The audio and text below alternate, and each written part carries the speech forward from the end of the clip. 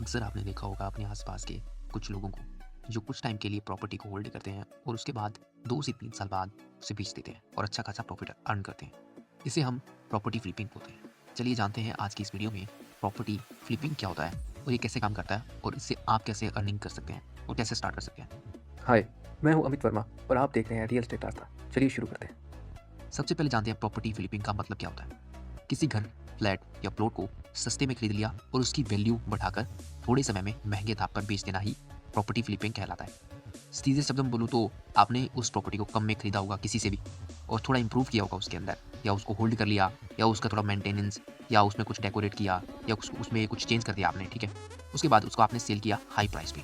इसे ही हम बोलते हैं प्रॉपर्टी फ्लिपिंग। सबसे पहले जानते हैं प्रॉपर्टी फ्लिपिंग काम कैसे करता है। सबसे पहला स्टेप, सस्ती प्रॉपर्टी आपको ढूंढनी पड़ती है। आपने कोई ऐसा व्यक्ति डिस्ट्रेस सेल करना चाहता हो जो थोड़ा दुखी हो या परेशान हो, जिसे अभी अर्जेंट में बेचनी है, अर्जेंट सेलर, ठीक है। अंडर प्राइस प्रॉपर्टी है कोई, ठीक है, और डेवलपिंग एरिया में कोई आपको प्रॉपर्टी मिल जाए और आपने ढूंढ ली।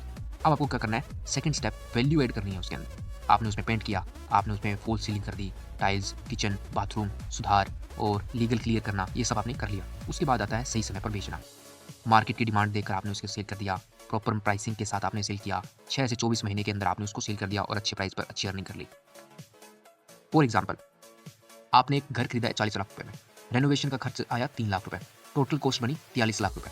तो कुछ महीनों के बाद आपने उसे बेच दिया 52 लाख रुपए, 9 लाख रुपए का लगभग आपका प्रॉफिट। यही है प्रॉपर्टी फ्लिपिंग का खेल।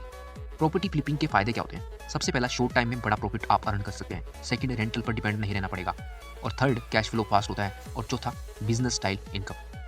इसके साथ साथ प्रॉपर्टी फ्लिपिंग के कुछ नुकसान भी होते हैं, जैसे कि मार्केट गिर सकती है, लीगल इशू निकल सकते हैं, बायर देर से मिलेंगे, रेनोवेशन कॉस्ट बढ़ सकती है। ऐसे कुछ नुकसान हो सकते हैं जिनको आपको ध्यान में रखना होगा।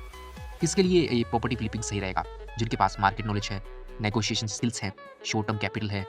और जिनके लिए नहीं है वो है बिना रिसर्च के, अगर आप करते हैं तो आप मत कीजिएगा। बिना लीगल चेक के आप मत कीजिएगा। लॉन्ग टर्म पैसिव इनकम चाहने वाले बिल्कुल मत कीजिएगा, उनके लिए ये नहीं होगा। और वन लाइन समरी में कहूँ तो प्रॉपर्टी फ्लिपिंग समझदारी से खरीदी की प्रॉपर्टी से जल्दी मुनाफा होता है। तो अगर आपको जल्दी मुनाफा चाहिए और अगर आप इसमें इंटरेस्टेड हैं तो आपको पास ये सब स्किल्स होनी चाहिए, उसी के बाद ही आप इसमें कदम रखिएगा। मैं हूं अमित और आप देख रहे हैं रियल एस्टेट रास्ता। अभी सब्सक्राइब कर लीजिए फॉर मोर वीडियोस।